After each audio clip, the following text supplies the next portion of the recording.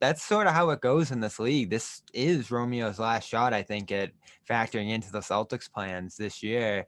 And you have a guy like Aaron Nesmith, who I think is at least on his level at this point. I think the underrated thing about Romeo is that defensive floor was obviously a place he got favor from Stevens, at least relative to Nesmith. That could be something that Ime feels the same way about. So I'm going to hold the phone on saying Nesmith has raced ahead of Langford. I think they're in a relatively similar spot, but Nesmith's getting better. You know, his defense, I think we got to see it in a real environment. It's hard to pull from that end of the floor in summer league, but he was scoring off the dribble. He was hitting some step back looks in the corner. He really can shoot. Like, he's not a pure shooter like I think we were expecting him coming out of college. He'll have some bad misses.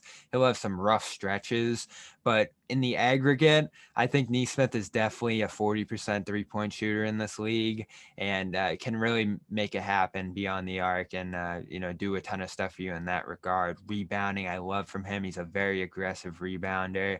Obviously has the physique to defend, and once he gets down the playbook and the different like schemes and things you have to do at this level to succeed on that end of the floor, I think he'll end up being good there too.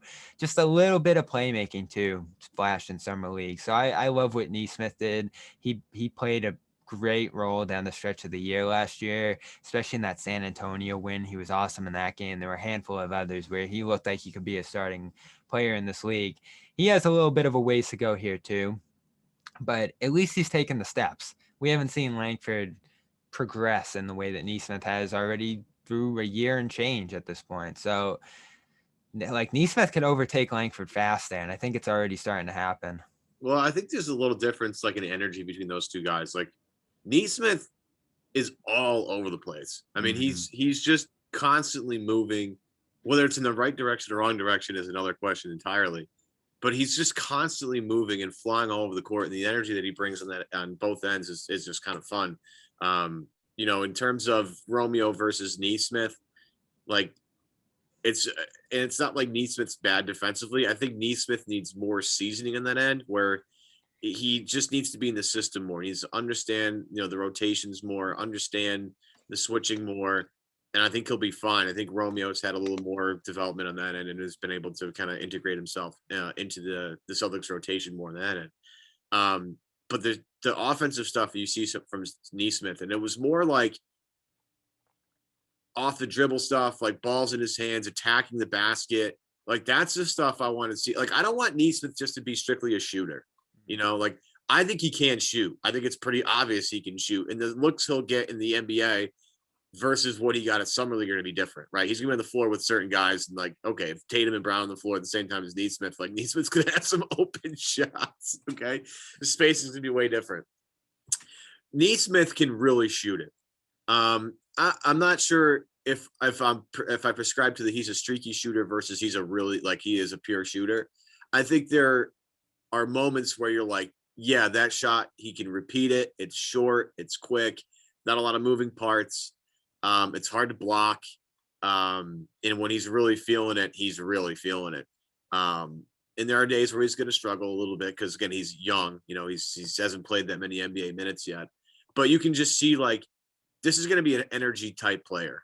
Like he'll come on the floor, bring energy, and uplift the team a little bit if they need it. Like there's the stuff that with the balls in his hands, he gets, he hasn't the best handle right now, and he doesn't totally know where he's going all the time. Like he'll just try to drive to the basket, and then he'll try and do a couple other things, and it's like it gets a little murky. Probably shouldn't have done that. Probably should take a little, fewer dribbles and know that you don't have it. You got to give it up or just take it, or just rise and fire or something like that. But that's something like it's the time to experiment with that stuff, right? That's the time for you to maybe grow your game a little bit and go a little bit outside of your comfort zone. So I like the fact that Nesmith tried some stuff, right? Yeah. We know he's going to be a shooter, but at least he tried. Let's try being a little more facilitator. Let's be a little bit more of a guy that attacks off the dribble. Like at least we got to see that because I do think there is a little mid-range game to his repertoire, so to speak. Like I think Stackhouse compared him to like Allen Houston a little bit. And there is a little bit of that mid-range game there. I mean, Allen Houston, obviously, in the 90s was the maestro of the mid-range. He was a phenomenal mid-range player. And I think there's a little bit of that in there, and that gets kind of lost in today's game a little bit. But I loved what I saw from him. I'm not sure if I would vote him all of the second team, but I'm very, very, very, very encouraged his development. And when you had him and Sam Hauser and Peyton Pritchard on the floor at the same time, like just so much good floor spacing, so many good shooters. It was like, this is what I want. I want all this Yeah, all the that team time. could really This is shoot. beautiful.